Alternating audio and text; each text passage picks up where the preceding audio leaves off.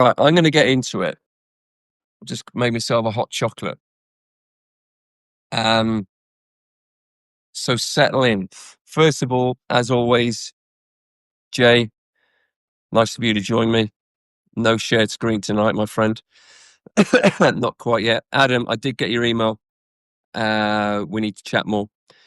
Um, First of all, I appreciate you giving me your time. Always have, always will. I think I've got a few things to share, and it's my intention to do that. Not just on this platform. I'm playing about with a streaming platform, and I'm not quite where I need to be in order to use it just yet. But I'm hoping that next week I'll be able to share my screen, which will open up all sorts of opportunities for us to not just chat and talk, but invite you in to kind of interview you as much as anything else, but also to analysis. I've got some presentations that I'm really keen on sharing with you as well. And this is stuff that I've learned over the last 20 odd years. So thank you for being here, however long you are going to be here. I am going to be spending a little bit of time on what I'm calling the maturation stage. We've gone through the foundation stage, working with 10 to 12-year-olds, teaching them, because I think we do teach down at that level, how to move, how to run, how to hold a ball, how to present an upright seam, but in a very fun way.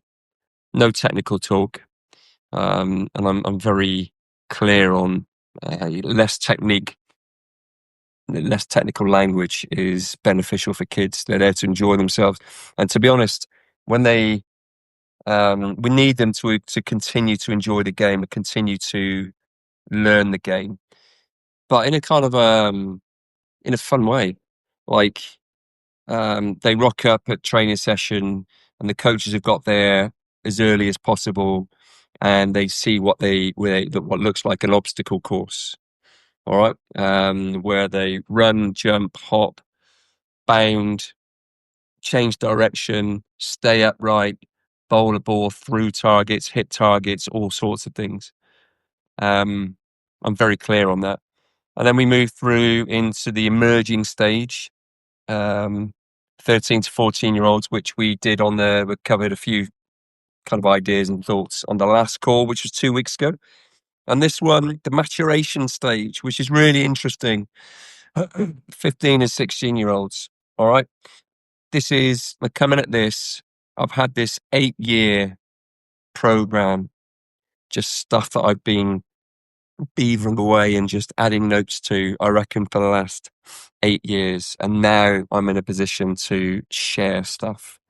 Eventually, it's going to be an interactive, dynamic product that I'm going to be sharing with people, with videos, with all sorts of stuff in there as well. All right. But for now, it's just me chatting. Maturation stage. For obvious reasons, it coincides this stage generally with big growth spurts. All right.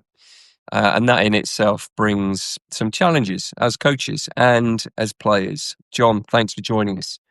Oh, by the way, this whole recording, I believe, will be dropping into your email boxes as well. So if I say anything that really resonates, you'll have access to it. And as always, this is an interactive call. All right, I don't want to be chatting by myself. Well, I will be talking by myself. But I'm really interested in, if you've got a question, please just ask, especially you, Jess.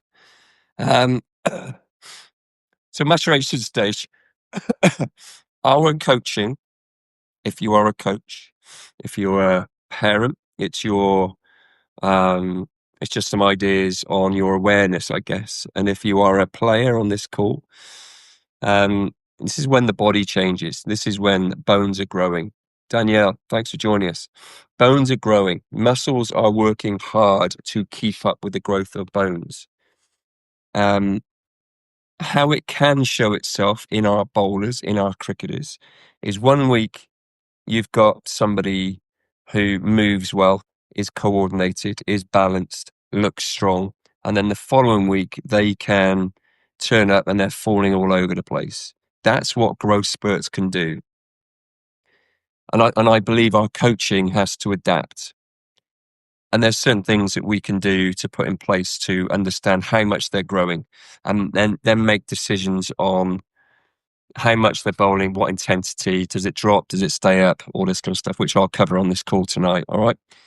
But what is happening at this stage? Well, limbs are growing. So legs, arms, they generally grow first. I remember going to school with somebody, Stephen Haynes, he's not on this call. One or two of you might have heard of him. I know Jess would have. I could not I could not believe how long his legs was in relation to his upper body, his torso.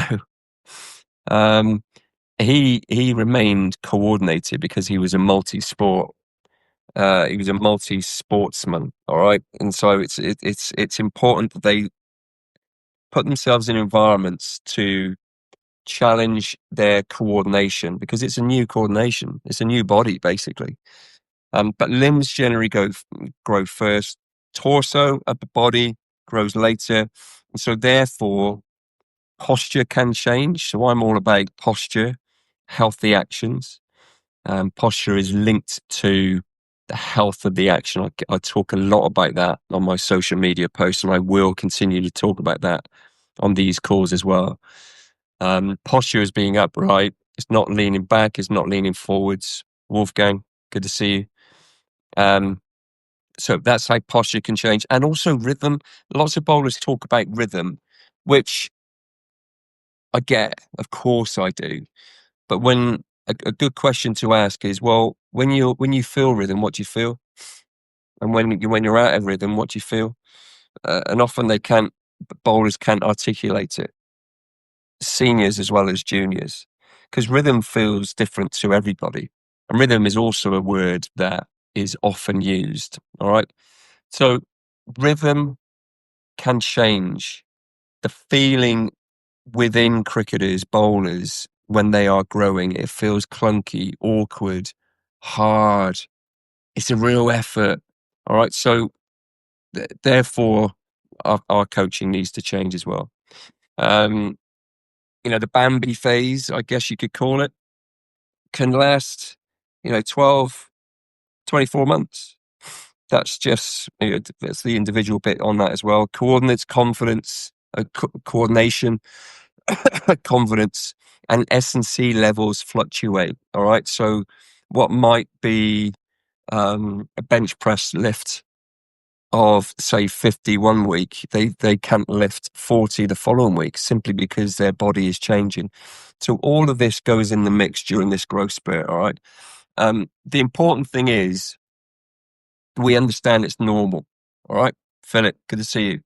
It's normal.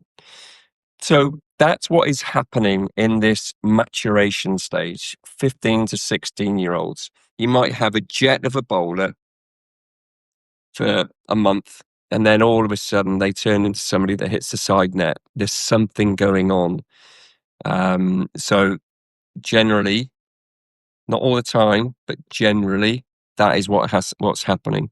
They've got a different body, a different set of tools in their bowling bag. They don't understand what's going on, and that's why confidence levels can drop as well. So how can we track growth spurts? And I'm sure that, I'm not teaching people how to suck eggs here. That's not my intention at all. These are just things that can sometimes be forgotten, from me included. How can we track it? I think it's really important that we keep things simple. So once every month, you can track, as parents, this is what we do anyway, isn't it? On the outside wall, get them to stand against the wall and just put the mark there and see how much they're growing. So that's the first thing. The second thing we can do with bowlers is you check their sitting height. So you get them to sit down just on a Rego chair where their legs are at 90 degrees, and you check the length from their hip bone to their the outside of their knee, and you see how much that bone is growing. Because then once you've got their height and you've got their sitting height, hip to knee, you can then make informed decisions on what they do. And um, the consideration is if it's their legs that are growing, which generally grow first before their torso, they can carry on bowling, just do what they normally do. But if it's their torso that is growing, their upper body, there could be some considerations there because their spine is growing. And when their spine is growing, it can mean that they could be vulnerable, particularly if they lose their posture and they start getting into vulnerable positions at release. The highest forces that bowlers generate are generally 2 or 3 frames before release, into release, and then 1 frame afterwards. So it happens just like that. But there's a big spike in force. And if they're in a vulnerable, unhealthy, sideways bend position, it can spell danger. Okay. If it's lower body, keep them bowling. All right. If it's upper body, consideration is keep them bowling, but lower the intensity so it becomes a drill session as opposed to a high intensity session. All right. I'm talking about training here. I'm not talking about matches because in matches, I think they just get out there and do a job. But when they're going through that growth spurt, the consideration is after they have played a match, it's what they do for the next 1 or 2 days afterwards. All right. Because there's got to be an opportunity for their body and their bones to recover. All right. The other thing that you can do, and I do this all the time, those people on this call that I work with, you know that I keep a library of videos because I want to know. I want to know how a bowler is running and moving from different angles through their journey. I want to see just kind of log efficient running technique when that happens. What age are they? Versus just something a little bit different, you know, posture changes, arms going all over the place, legs going all over the place. What is happening? And then piecing the context together on that. So keep a library of videos as well. All right. So that's how we can track growth. If they're not bowling, they're not improving. That's at the core of my philosophy. All right. There's no bowlers that are improving their bowling unless they are bowling. So we're looking to keep them bowling where we can, but we're looking to help them get through this phase. Any questions on that? Because I know there's a few people here with children, young adults that are going through growth spurts at the moment. I actually think so. When I was a pro cricketer, I'm just waiting for any questions here. When I was a pro cricketer, I was 6 foot. And then, so that all ended for me when I was 21. Maybe I hadn't gone through my maturation. There's a good chance that was the case. But when I was 29, I was 6'1.5". What's going on there? Although I was doing a lot more stretching then than I was when I was a pro. God, it's a long time ago now. Gosh, 35 years ago. Any questions so far? So we've gone through what's actually happening in this stage, 15 to 16-year-olds, what's happening and how to track it. Anything on that before I crack on?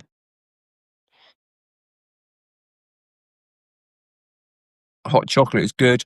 I'll tell you got me on this one. This is Aldi special. It's smooth, sweet, lovely. Jaden Levitt got me on this one. I roomed with Jaden for a period of time. Sweet tooth, I found out. If anybody here is interested in alternative finance, Jaden Levitt, follow him. He knows what he's talking about. Talking about crypto and NFTs and things like that. Really interesting. Adam, make sure you follow Jaden. Um, I think core strength side of things is not made enough of. I totally agree. There's a couple of things, Adam. One is I touched on it on previous calls. I seem to remember. This is all about habits. What can we get kids, male and female, into the habit of doing? Well, 10 and 12-year-olds, as part of their warm-ups, they can do bear crawls. And do you know what? If you try and do a bear crawl now and, go the length of a pitch, that works your core massively. So there's fun ways of doing it. Okay.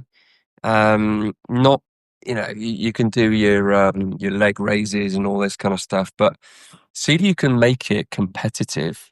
There's stuff that you can do with, get people up in a press up position and they're playing catch, one-handed catch with a partner literally in the same position, arms extended in front of them. Play catch. Um, they're working their core massively. There's so many things. And once you're getting them into that habit and you continue as part of their kind of training prep, doing fun kind of team things and competitive things, they'll stick with it. I think it's all about ingraining habits at an early age. 16-year-old son, 199, blimey. He feels he's lost his pace during a growth spurt. I have no doubt that he would have done. 199 centimeters. Somebody help me out. I convert that into feet and inches, please, Danielle. Sorry. At 16 years, I'm going to say, so I'm 185, 187. I'm 6'1". Blimey, he's up there. So 6'4". 6'4", 6'5", is he? 16 years old. So his pace will drop. And this is, it's respecting that. It's understanding from a coaching point of view. He's going through something. We cannot, I think speed guns are great. All right. Used the right way, but speed guns out every training session. Well, what's going on? You're 5 mile an hour slower than you were 2 months ago. That's not helpful. So it depends on, does he feel like he's slower or does he know he's slower? The important thing for me is, and I'll go through some more things here, is coaching has to be different with him. Um, can you do a drill session without the high intensity? So he doesn't even enter that kind of mindset of pace, but he can enter the mindset of skill, scene position, swing, talking about field placements, field settings, set plays. So there's so many things that you can, or anybody can set up as a bloody good coaching session without somebody like your son, who's a giant already at 16, in a good way, by the way, without him feeling something that could impact on his confidence. All right. And this is what I said right at the top. Our coaching has to adapt. Okay. Do you recommend any dietary changes during growth spurts? Yes, John. So I've said this on previous calls, but I think it's a really important point. Bone likes stress. Bowling stresses bones. Okay. It likes stress because what it has to do as a living entity, it has to adapt. And once you stress bones, and if you think about bowling, there's rotation, there's flexion, there's side rotation and things as well. Your bones are put under a lot of stress. But what they do is as long as they have time to recover, whether that's in between a spell or in between matches and training, they recover and they get stronger. So what helps it get stronger? Nutrients, leafy greens. And James, if you're still on here, hopefully Ben's on here as well. So leafy greens, you can try and cut corners with, greens powders and things. I mean, I do. I put a greens powder thing in my protein shake every day, just so I know I'm kind of topping up. But you cannot substitute broccoli, spinach, kale, cabbage, sprouts, all of those things that can play havoc um, with your digestive system. But for bones, it's so good. Fruit and veg, protein. So again, I reckon, John, just to answer your question, not necessarily dietary changes, but maybe just tweaks that you can continue using all the way through. It doesn't really matter whether you're going through a growth spurt or not. Messams, I'm a female cricketer, just learning bowling. Any tips? You're in the right place. Age 50, beautiful. He's younger than me. I love that. Learning a new skill, connecting new connections in your brain, learning all the time. Messams, love it. Are you based in the UK? Let me know. Steve, when a player is not growing, but their peers are, should they still play at the highest standard possible or drop down to natural age? When a player is not growing, but their peers are. I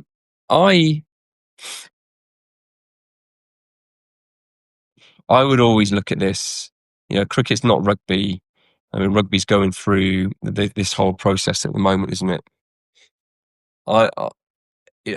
What is the team that this person needs to play in that will stretch them enough, but they're not out of the depth?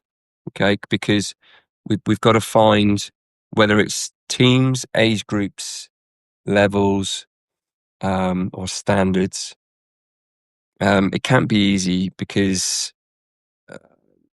that will definitely have an impact on confidence levels. But when they then step up and are challenged and stretched, that is maybe something that they haven't experienced much of. We've seen it a lot, haven't we? Like we all rave about highly talented, physically strong cricketers that are born in the time of year that they're almost a year older than this, other children in the same class. We all get excited about that, but actually, when you dig a bit deeper, you know, a lot of the time, not all the time, those physically stronger athletes, if they haven't got the work ethic, I'm talking about me actually as a cricketer. I was highly talented. I wasn't necessarily physically stronger or anything like that, but I was highly talented, but I wasn't stretched. And so all of a sudden, when I was put into a team that did challenge me, I didn't have the tools to fall back on, the work ethic. So the work ethic, the habits, the spending time with people that really challenged me. So that it wasn't the norm. So to answer your question, Steve, I think that finding the right team for any person, whether they're growing or not, so they have an opportunity to win matches, perform well, of course, but then also have an opportunity to be stretched, whatever that looks like. And that might be playing in the same team. It might be being given a different role, open the baton as opposed to baton number 6 or 7, something like that.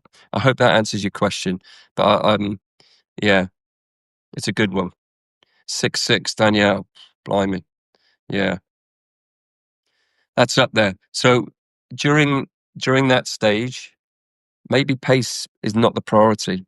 I don't think it is, to be honest. What is a priority is actions, tactics. He's 16, isn't he? Still feeling part of a program, a process, still with his mates, still enjoying it, but an opportunity to drill high quality seam position. Can he get a seam position at a lower intensity? Can he feel the ball come off of his fingers? Can he present a vertical seam? Can he then tweak his grip, his pressures, whatever it might be, um, to get a slanted seam that way? Can he do it that way? Can he develop a slower ball? All of these things at 16, there's layers that we can just add whilst he's going through that growth and spurt. And I've seen it before. If we can navigate through this, you can add skills, and he comes out the other side, all of a sudden stops growing, is coordinated, is strong because he's eating all the right things, or a lot of good things to help with his growth. So all of a sudden, pace can get back to what is relevant. Oh, excuse me. Plus, he's added these skills as well. So all of a sudden, he's ahead of the pack. I hope that makes sense. Just give me a thumbs up if it does, Danielle. I hope that answers your question.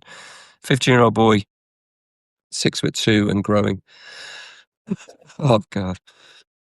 2 months I've had this cough. During his run-up, his arms and legs just aren't controlled. Arms flying everywhere and stamping his feet when he's running. Any advice on how to help gain rhythm coordination? I think you're talking about coordination. Richard, thanks for joining us.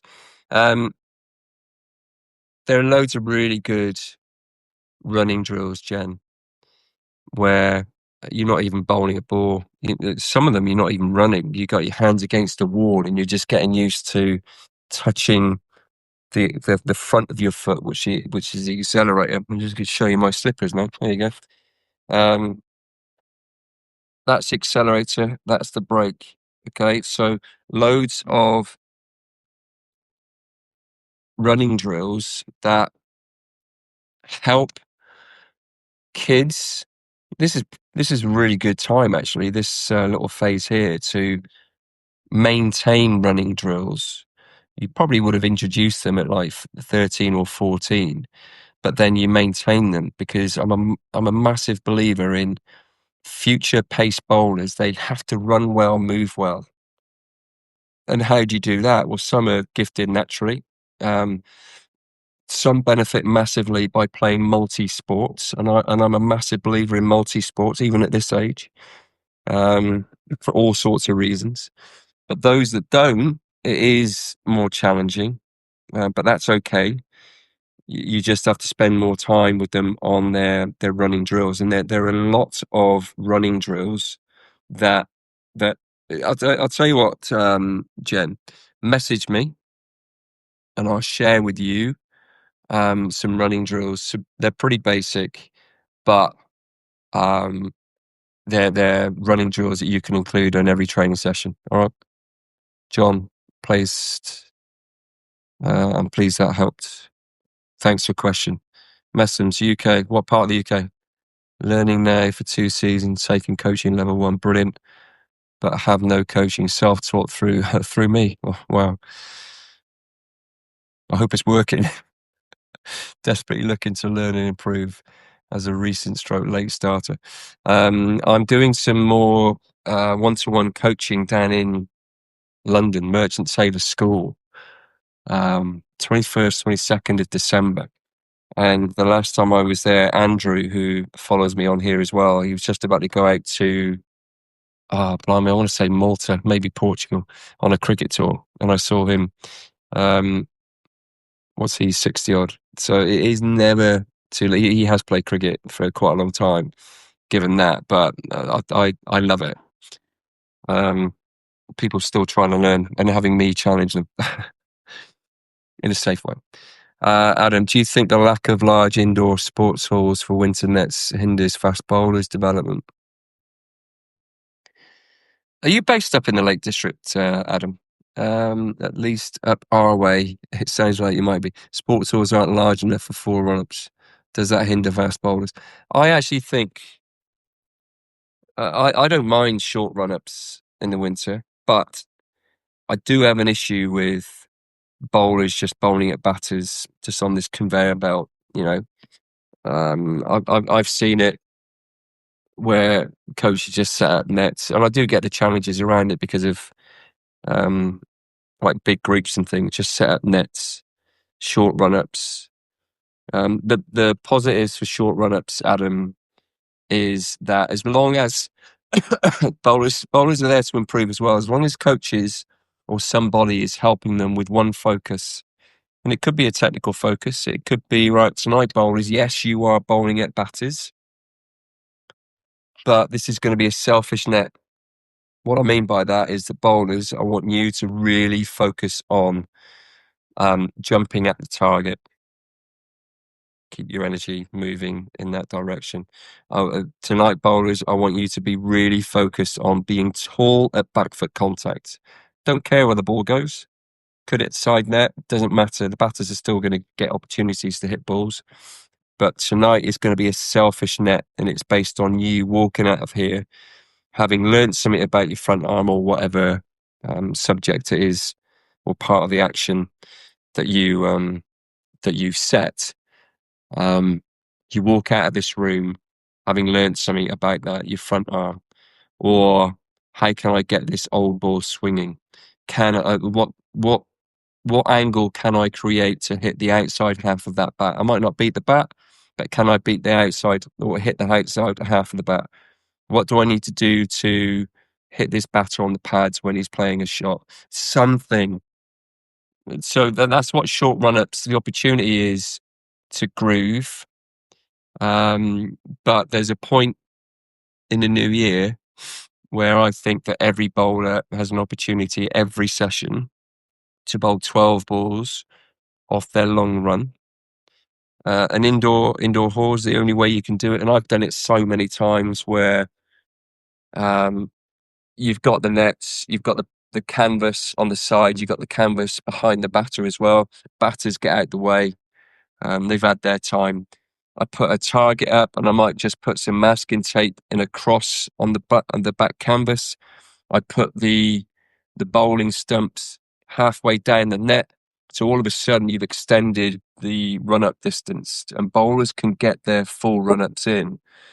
And so they might have had half an hour of short run-up drill work against batters.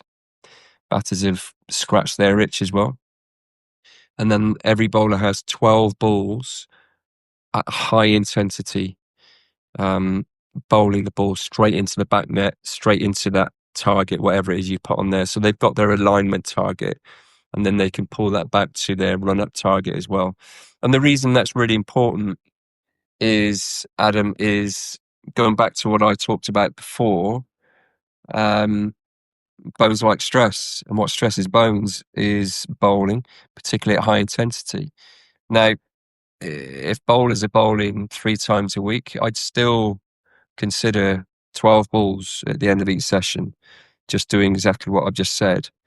But if they're bowling 4 times a week, I'd probably say no, they only do that maybe 2 or maximum 3 of those sessions where they finish off with 12 balls.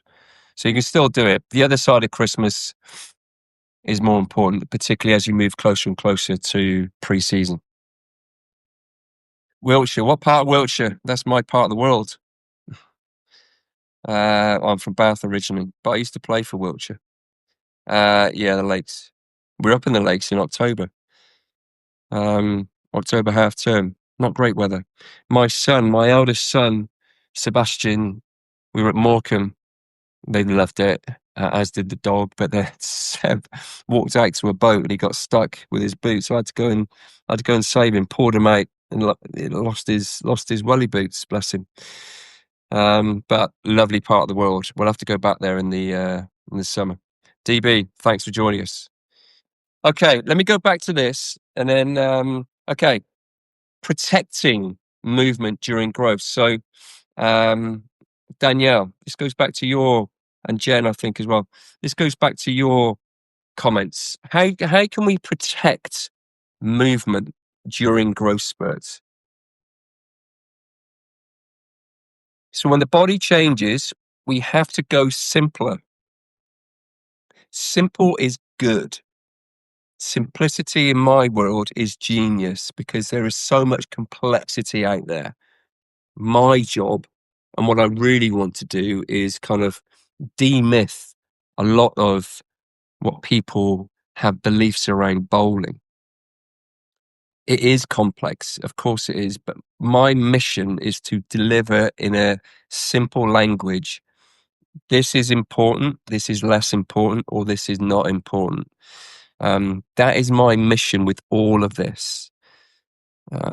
Social media, this kind of stuff.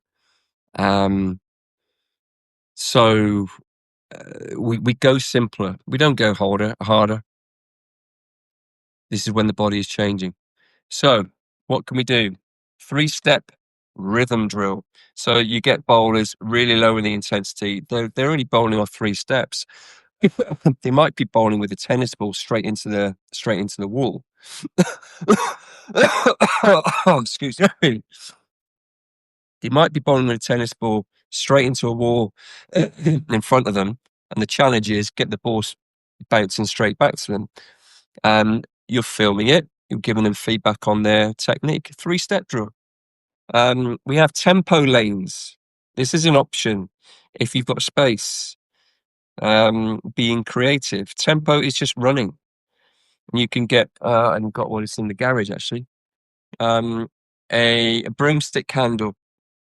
Get them all, or a stump. Get them all running with a stump above their head, and they are running the length of the hall, but by using their legs only. But by having your hands above your head, you are challenging your lower body only. And by doing that, you get a knee lift.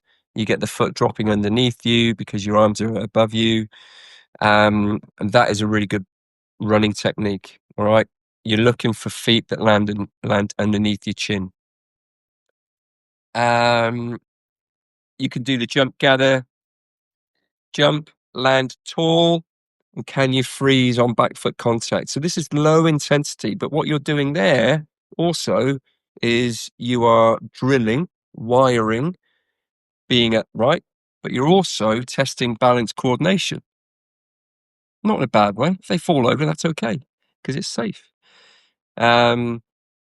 You can do set your cones up as a kind of a runway, as a channel, and get them bowling through a gate. And then I've put down here the question to ask is: I know you're growing. You're growing in this session. Can you feel? Can you find and feel rhythm? If they can, get them to describe it. Because chances are, if their body is different, then their feeling of rhythm is going to be different as well. All right, so that's just a few things that you can consider when somebody's going through a growth spurt. But again, the golden rule really is when the body changes, go simpler. Don't go harder. Okay. John, I've seen a number of videos with fast bowlers kneeling and bowling as hard as they can. So we're using upper body. Would you recommend? Yeah, I don't mind that drill. I don't mind that drill at all. You've got to get, I think it's the, if they're right arm bowlers, the left knee goes on the floor. All right. Because what you're doing is you're clearing the way for them to, follow through fully on the other side. I don't mind that drill. I know Steph Jones uses that a lot. And bowlers that I've seen Steph use that a lot from his program, I don't mind it at all. So yeah, that's good for part of prep actually. It's part of bowling prep. Anything else? Huh. Okay, I'll just crack on. There's a few things. Got another 20 minutes. So I'm going to talk a little bit about um,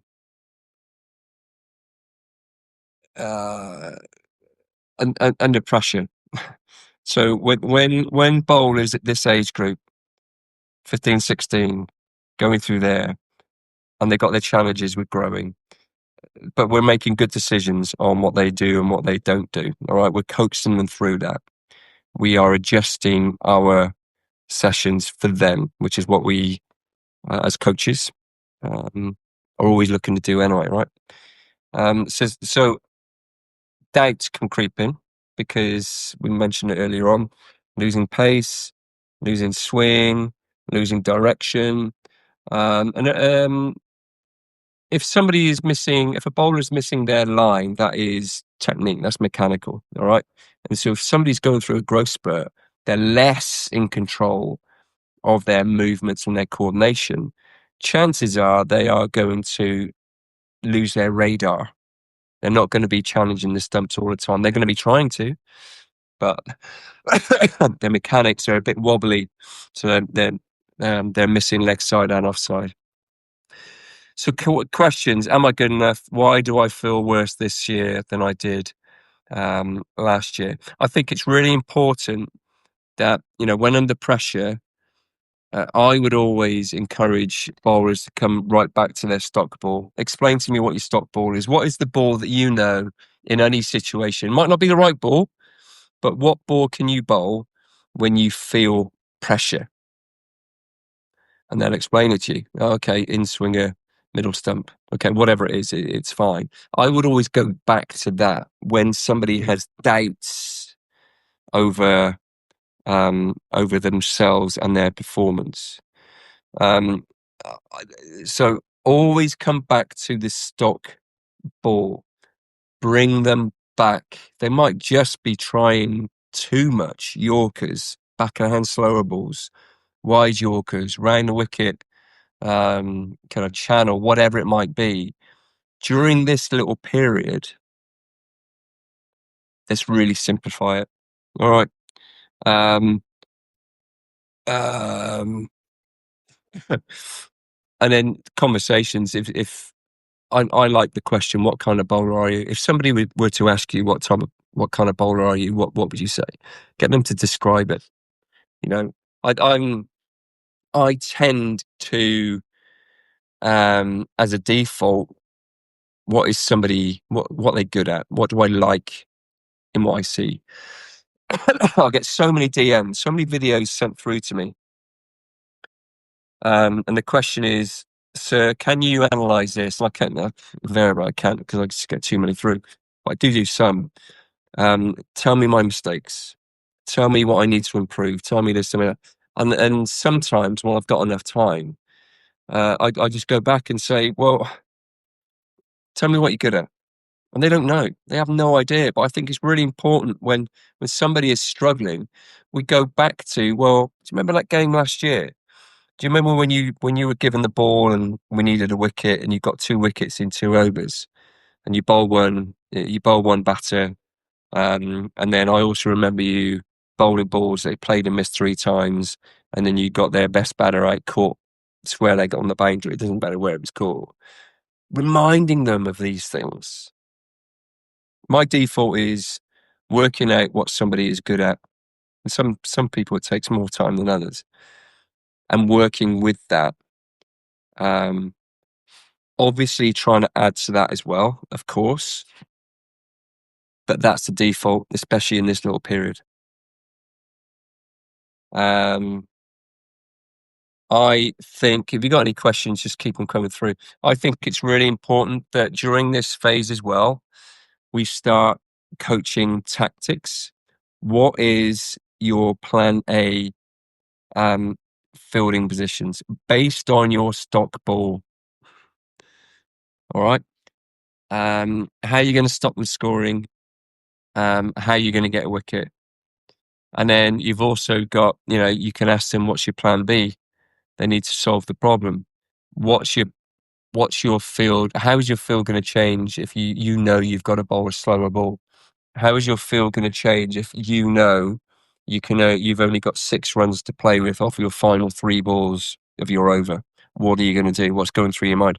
There's no right nor wrong answers. But what you're doing is you're getting them talking about the game and getting them thinking about, base it around your strengths. Well, I know that I can bowl an off cutter. So you're hoping for things like, how big is the boundary on the leg side bowling to a right-hander?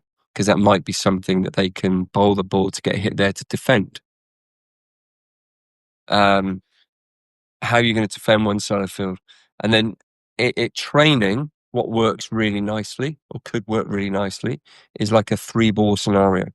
Right, you've got 3 balls. You've got to get a wicket. What's your field? I don't care how many runs you go for. Right, you've got 3 balls each, you and your bowling partners. You've got 6 in total. Um, what you've got to do is I want you wash your field, and I want you to bowl a minimum of 4 balls at this batter, so you get the batter off strike. You get the start and getting them to work through. You might get one bowler to bowl the 3 balls in a row, and then kind of hand their over to their bowling partner. But 3 ball scenarios, introduction to tactical kind of coaching. And again, I'm coming at this. I've seen indoor training facilities, and they're all different. And I respect that sometimes the size of the group is a real challenge. I really do. I do think it's important that if it's not possible to engage with every person in that training group, then what you could do is to pick out 6 or 7. You say, right, tonight I'm going to spend time with them, and make sure that they're challenged but also supported, and they get some attention, problem solving. So plan A and plan B. What's your attacking field and what's your defending field? Up on the whiteboard or on a flip chart or something like that. I've got an app on my iPad, I think, that I generally use. But okay, any questions before we touch on S&C? I'm not an S&C coach, by the way, but I'm going to give it a crack.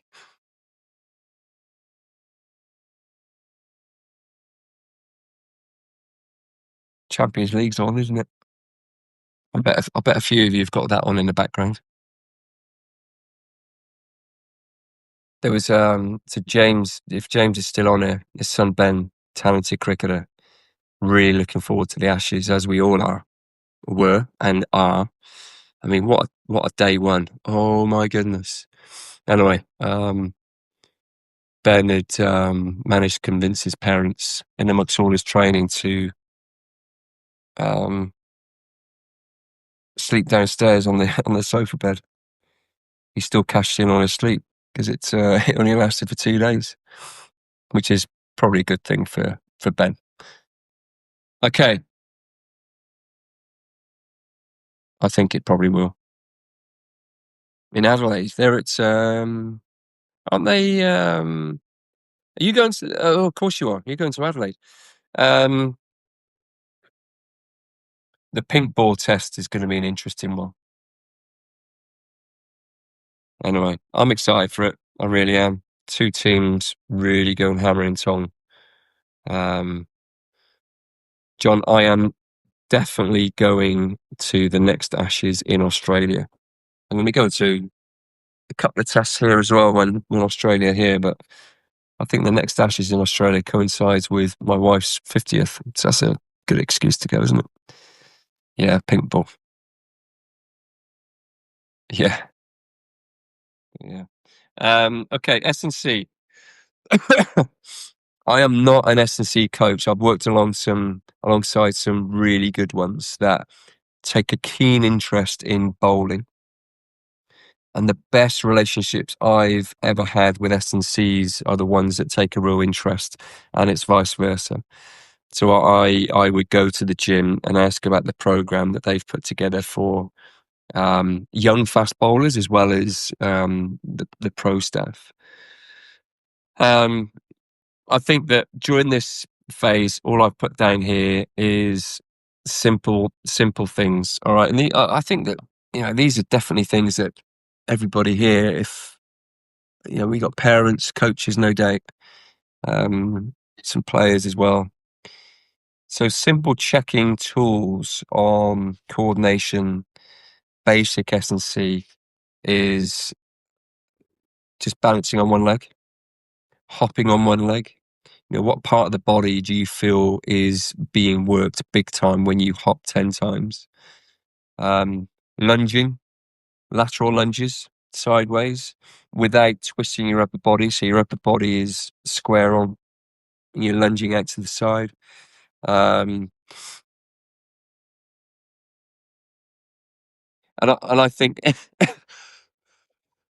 Even those simple things, hopping laterally, holding, holding their balance, even those simple things, if you monitor it month by month, who is improving and who is not improving? Who do we just need to start asking questions about what they're doing outside of training? Those that are improving, how are you doing that? Are you doing homework at home? Are you doing these exercises at home? Which will tell you about their attitude and things as well. But simple S&C. Coordination rhythm, that's neural. That's your body and your mind working together. Structural body adapting to growth, so that's strength. There's some simple body weight exercises.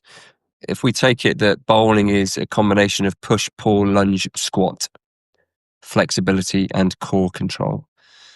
So push, pull, so press ups, shoulder press, pull, pull ups, single arm, double arm row, lunges, squats. They kind of take care of themselves. That is bowling. Those are the movements in bowling. You do need a strong core. The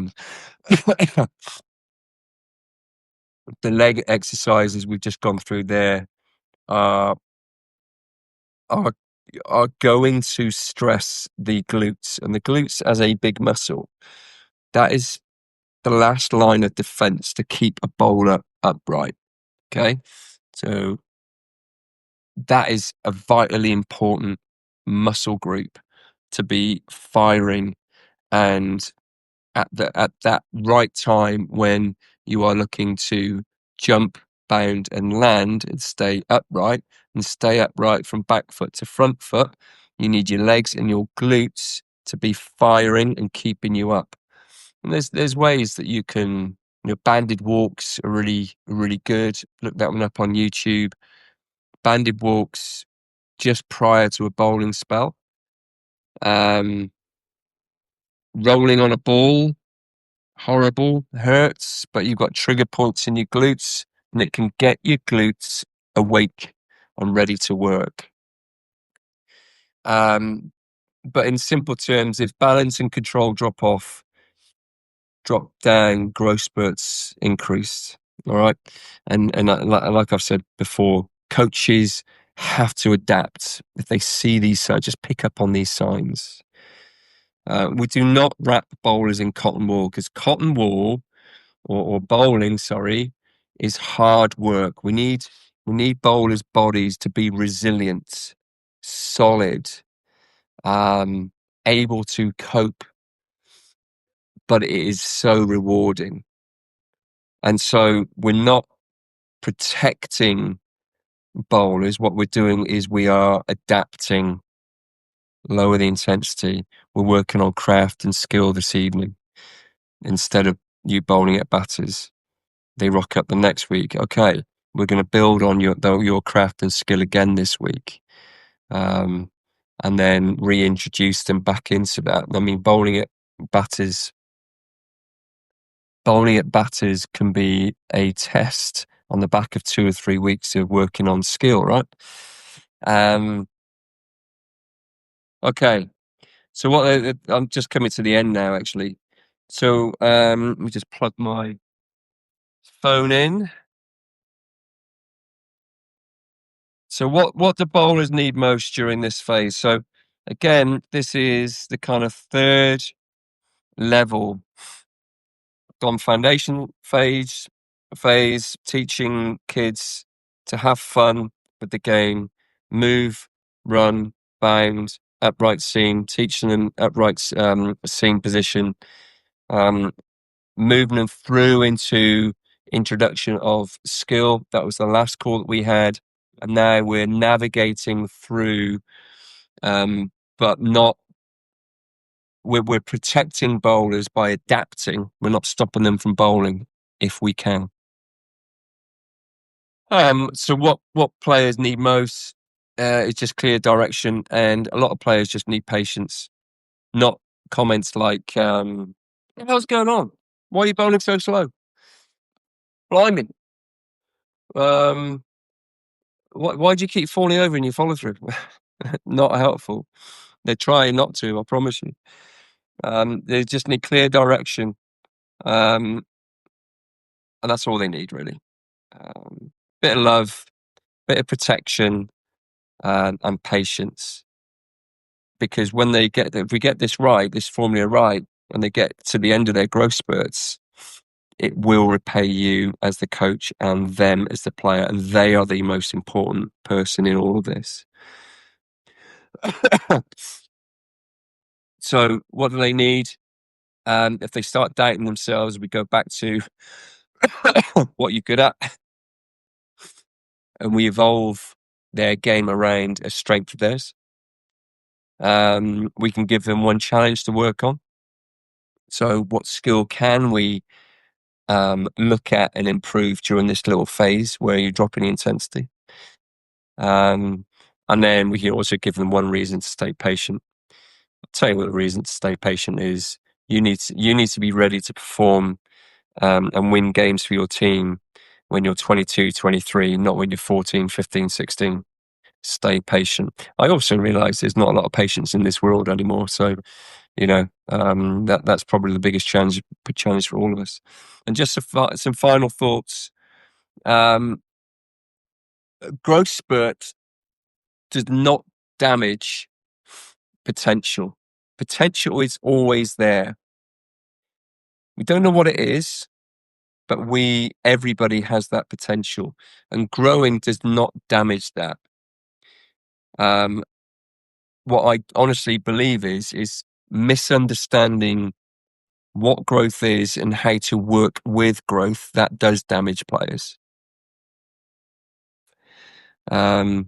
And I just put the last bit here. Job is not to chase perfect, but to protect confidence while the body adapts. And that's it. John, you've just joined in time. You've got 2 minutes. Patients left as soon as mobile phones come in. Yeah, you're probably right. You're probably right. Adam, make sure you message me. And there's somebody else. Who was it, Danielle or Jen? I can't remember which one. Make sure you message me on here. Right. I'm opening it up. Who else is going to Australia? John's going to Australia, everyone. He's going to Adelaide. I'm assuming you've been there before. What a place. Reminded me a lot of England, lots of spires. I went to the old Adelaide Oval before they added to it. I was in the Barmy Army. That was an experience. Okay, any questions on anything that I've gone through there? We've had some great questions earlier on. Yeah, I'll see you out there, Adam. I'm going to the Ashes as well. I didn't even contemplate it this year. We've got 6 and a 3-year-old. I couldn't get my head around a flight to Australia with a 6 and a 3-year-old. Anyway. Those of you, excuse me, that are, I'm grateful to all of you that are subscribers. And as you can tell, I am sharing as much as I can because I think it's that important. I'm going to grow this one way or the other massively. If you wanted to support me and gain access to further, deeper insights, coaching resources, I'm going to be putting together a coach resource that I'm going to be sharing with my paid subscribers. It's not a lot of money. It's 50 quid a month, I think. Consider it, because yes, we're going to have these conversations. Of course we are. But all of this resources and stuff that I've collected over the last 20 odd years, I'm going to be sharing it, getting it out there. But your support is really appreciative. And that's one way that I'm going to just dive a bit deeper. Jen, pleasure. But as always, I appreciate you giving my time. Um, yeah, John, you got my WhatsApp, so I can talk you through that. James, thank you. Okay, listen, if there's no other questions, James, I'll see you tomorrow night. I'm looking forward to it. As always, there's no other questions. Jen, you're back. Is that a different Jen? I'm going to hop off here now.